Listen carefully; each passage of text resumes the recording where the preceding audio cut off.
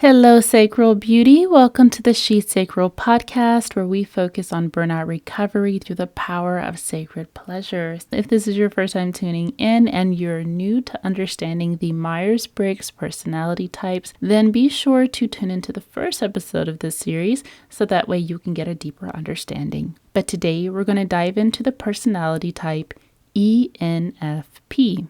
So if you find yourself pushing harder to stay high vibe, even when you're exhausted, then this episode is for you. So as an ENFP, you tend to be extroverted in the way that you draw in energy. You tend to follow your intuition with how you process information. You focus on your feelings with how you make decisions. And as a perceiver, you like to go with the flow when it comes to flexibility and structure. Now, when it comes to your burnout archetype, you are the manifestation burner.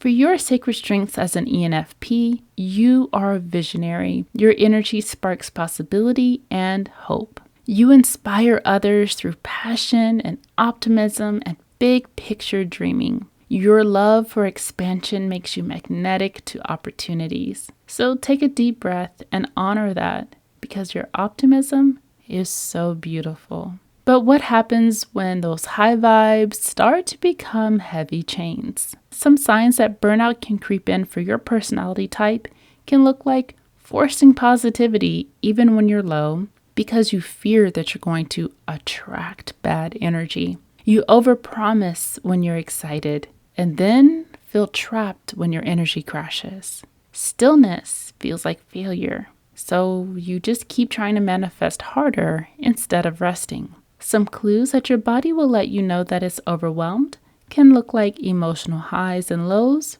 breakouts, irregular cycles, and tension headaches. For ENFPs, burnout often looks deceptively shiny at first. You're chasing dreams, you're starting new projects, you're envisioning your next breakthrough, and your mind is buzzing with possibilities. So much so that you rarely slow down enough to notice the warning signs.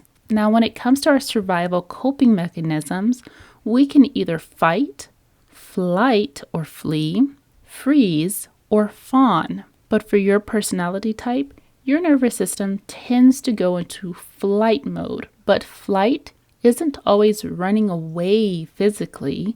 Sometimes it's an endless running toward something. Anything that keeps you from sitting in discomfort. You leap from one idea to the next, convinced the next level is just over the horizon. But your body never lands. You can feel completely ungrounded, and there is no time for your energy to root into the present moment. Some common core beliefs for this personality type can sound like, if I stop, I'll block my blessings. So you treat rest as a threat to your dreams. So you stay on even when your body begs for pause. Or rest equals stagnation. Maybe you've been conditioned to believe that slowing down means falling behind. And another belief could be manifestation only works when I feel 100% positive. So you pressure yourself into maintaining the perfect vibes, which leads to hiding your struggles from yourself and others. Now, I want to take a quick pause because a lot of this information can feel super overwhelming. Click the link down below, which is going to take you to a free burnout pattern quiz, and that's going to get nice and specific for you to figure out what is really causing your burnout. What could be a common "how did I get here" moment? You're 3 weeks into a passion project. Your vision board is stunning. Your social feed is full of motivational content. But behind the scenes, your laundry is piling up, you haven't slept in days, or it's not the greatest, and your body feels jittery from caffeine and cortisol. You've been quote-unquote manifesting harder than ever, yet you feel strangely disconnected from the life you're actually building. Now, some root causes that can shape those core beliefs is that maybe as a child, you were praised for being the bright, bubbly one, the source of energy and light in the room, and your optimism became your currency. You may have learned that when you were hurting, you learned to hide your pain. To keep people close, you had to be the fun one, the dreamer, the uplifter. When it comes to generational beliefs, maybe your family or your culture believed that good energy brings good things. Of course, all well-intentioned, but it planted the seed that feeling anything but good was dangerous or shameful. Another belief that could have been created is that maybe you have learned the power of manifestation and it's worked for you at some point in your life. And when you run into really challenging situations, that becomes your go-to. And so if life is not showing you what you want to see, or maybe you're going through a really tough time, and if you're trying to manifest your way out of some really difficult or tough situations, instead of really taking the time to look inward and figuring out what is life trying to teach you in this moment, we're trying to bypass all of that because we just want to get out of that experience. A common core fear for many ENFPs isn't just about slowing down, but it's about losing momentum. And those thoughts start to spiral. If I lose momentum, I'll miss my chance. If I miss my chance, I'll fall behind. If I fall behind, I'll be forgotten, unseen, and then completely unworthy. This is why you push harder when you're already tired. You're not just chasing goals.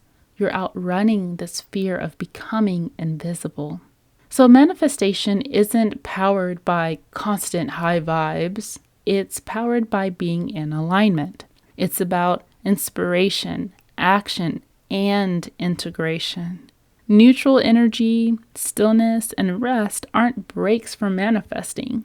They are the soil where your visions start to take root. Now, when it comes to your body and your nervous system, when you live in a constant state of chasing the next thing, your body begins to mirror the pace of your mind. So physically, you might start noticing some nervous jitters, that restless, buzzing energy that feels like excitement. But underneath, your nervous system is stuck in overdrive. Your hands might be shaky or trembling after too much coffee. Your heart races at random times or wakes you up in the middle of the night with your mind sprinting. Hormonal crashes can trigger breakouts, dullness, and sudden flare-ups of irritation. You might even see a change in your digestion. You might notice some bloating, sudden sensitivities, or an unpredictable appetite because your gut, which is like your second brain, is reacting to your nonstop forward push. Now let's talk a little bit about how this impacts your sacral energy. When everything you do becomes performance energy, meaning you're trying to appear magnetic, you're trying to appear creative, you're trying to be high vibe for others, your authentic desire begins to fade. That sensual pull towards life, that genuine creativity that flows from your core gets replaced with obligation and output. And the result? You might still look like you're creating, but on the inside it feels mechanical. You're just checking off boxes instead of feeling lit up from within. Some common burnout habits for your personality type can look like over-promising in excitement, then avoiding commitments when feeling drained. Binging on manifestation content instead of regulating. Resisting neutral moods and forcing fake positivity. You might feel like you should always feel like something great or grand or awesome is coming your way. So a prime example can look like you did affirmations for 2 hours last night instead of sleeping because you feel guilty for having a bad day. Now let's start to shift this energy a little bit and focus on some rituals that are specifically designed for your personality type. Repeat to yourself, stillness is magnetic. Rest calls in my blessings. The more that you can begin to prove to your mind and show your mind that when you rest, great things can still happen, the more that you'll be able to become more balanced in the way that you approach projects and life in general. You could also try 20-minute grounding bath or shower in silence. Just let your body land and feel supported by the water. This, in of itself, is a natural form of manifesting. So there's nothing wrong with craving expansion. And sometimes we could feel like that, like, should I only just be happy with what I have, even though I'm growing from the inside? No, not at all. It's just that expansion without grounding becomes chaos pretty quickly. Rest is not the enemy. It is a part of manifestation. So if you're looking for more rituals or ways that you can begin to reconnect deeper with your body, be sure to activate the 30 Days of Pleasure rituals at shesacral.com.